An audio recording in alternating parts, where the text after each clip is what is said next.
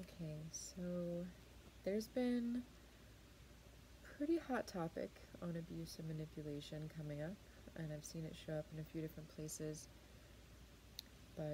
And what I want to expand even further on that is this masculine and feminine idea.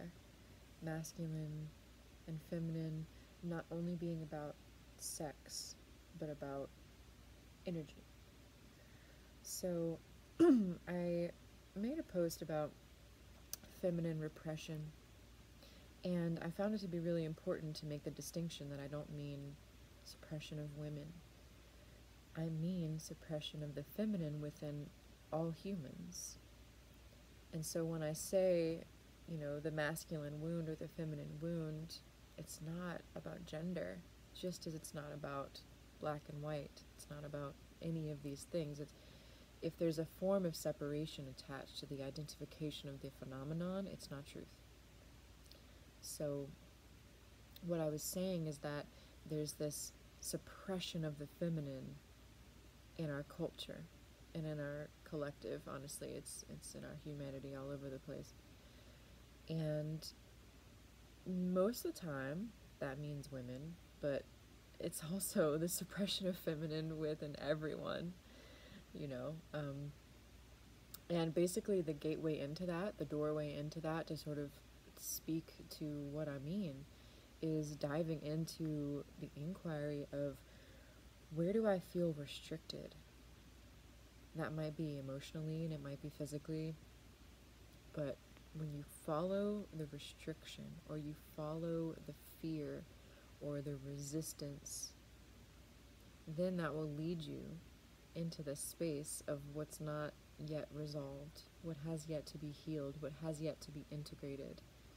And so we can talk about collective wounds, we can talk about masculine, feminine energy, and there's different layers. It's like there's different dimensions, there's different viewpoints. There's a personal viewpoint that my persona, my ego, my personality self has, and then you can divide that into all the subparts of my personality from various ages that have yet to be integrated, some that have experienced trauma and some that haven't. But it's such a dynamic experience. And so I think it's delicate, because there's so many versions of separation happening, and they're all a distraction. Earlier I said the word illusion, and that seemed to be a bit tender for some people. To say that it's an illusion almost seems to discredit the truth of the experience. The truth of the experience is very real. But when we get down to actually taking responsibility for everything that is occurring and seeing everything as a macrocosm or a microcosm of a collective experience that we all are having as a unified organism, then the details aren't so much up for debate. And when we get down to that essence of just the polarity, because for the time being we still live in a dualistic realm, at least on the third dimension where our bodies are.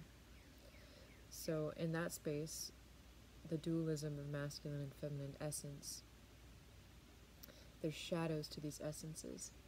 And the shadow to the feminine is destruction, and the shadow to the masculine is control. We all have this capacity, we all have this potential. It's not about identifying it in the external world as much as it's about identifying it into the internal world and seeing how we've been collectively reflecting that externally because of the repressed and suppressed wounds and emotions that have compounded into our experience. So I wanted to give that clarification. I know it's a deep topic, and I'm willing to go into it further depending upon where the discussion continues to go. And as always, I appreciate the engagement and the ability to share on these things and ponder these things and give translation, give word, give voice to them, because I think it's something that can't really be accessed unless we give conscious awareness to it for some amount of time, and we really tap into our capacity to discover truth in every moment and tap into our intuition. of what is true for us and how we can express that, how we can speak that. And if we don't feel like we can express or speak that, going into that healing, going into that experience of how am I restricted. So hope that is helpful, and yeah, thanks for being here for you.